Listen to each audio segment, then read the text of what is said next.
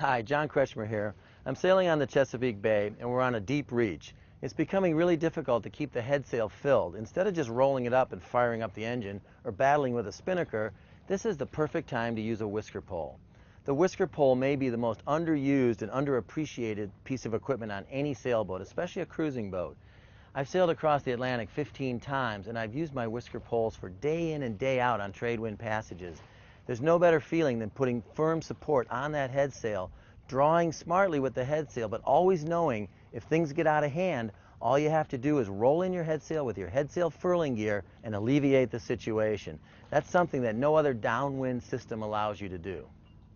The force bar whisker pole system is very easy to deploy, and we're going to demonstrate that for you right now.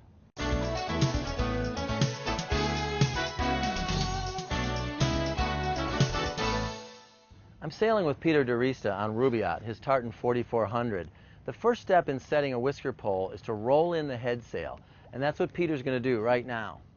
It's much easier to set the pole with the sail furled. There's no need to wrestle with a headsail when you're setting a whisker pole.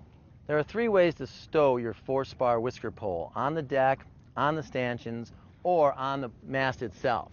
This is an incredibly convenient way to deploy the pole. The first step is to apply the topping lift.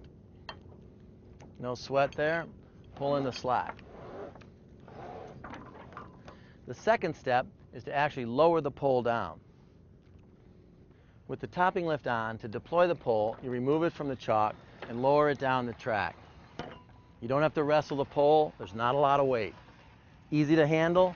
You bring it all the way down. With the topping lift deployed, the pole off the mast, the next step is simply to take the jib sheet, put it into the pole jaws. At that point, you're ready to set the pole and the topping lift. This is the force bar 50-50 pole, 50% aluminum, 50% carbon.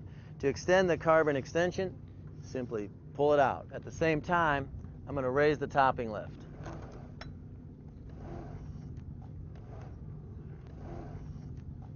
Peter's going to make sure that the sheet is slack so that I can extend the pole. With the pole extended, I cleat it off.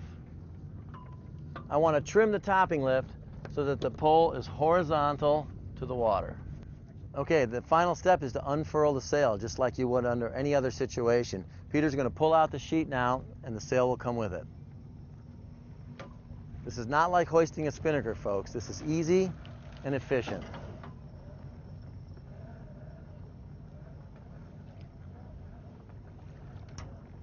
As you can see, we don't have a lot of wind today, but without the force bar whisker pole, this headsail would just be flopping. It's maintaining shape and it's keeping us moving in light air. The great thing about a whisker pole is it's good in light air and it's good in heavy air. With this adjustable whisker pole, if you need to shorten headsail because the wind pipes up, you just shorten the pole. It's very versatile and extremely functional. That's a great system there.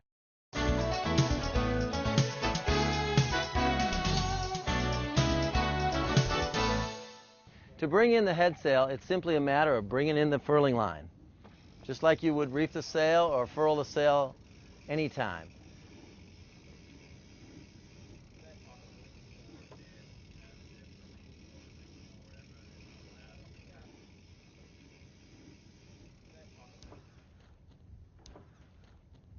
With the headsail all the way rolled in, I simply bring the extension back in, I release the pole end, and the pole is off the sail, ready to be put back up the mast.